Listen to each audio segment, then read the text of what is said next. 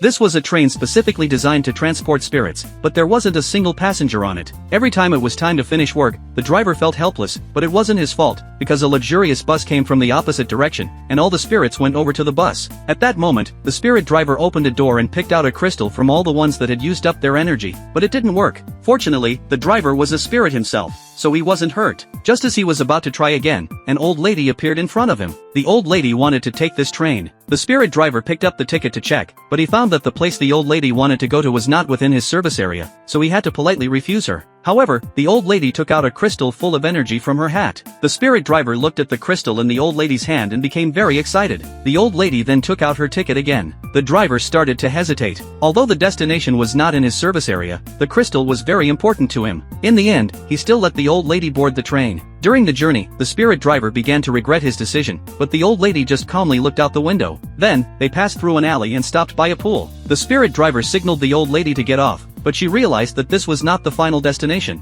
To make him take her further, the old lady took out the crystal again. Although the driver was reluctant, he had no choice but to continue. As they were traveling, the spirit driver's hat was suddenly blown away by the wind. The driver was very sad, but he saw the old lady jump into the water to retrieve his hat. At that moment, the spirit driver saw a photo of the old lady when she was young. It turned out that the old lady just wanted to take one last look at her hometown. The driver returned the fallen photo to the old lady and decided to take her to her destination. They passed through several towns, traveling from day to night, and then from night to dawn. They arrived in front of a cave where the train could no longer move forward. The old lady got off the train on her own and left the crystal for the driver. The driver changed his mind. He took the old lady onto a minecart and traveled to the other side of the cave. They came to a big tree, and the old lady recalled that she often came here to play when she was a child. The spirit driver took out his camera and took a photo of himself and the old lady standing under the tree.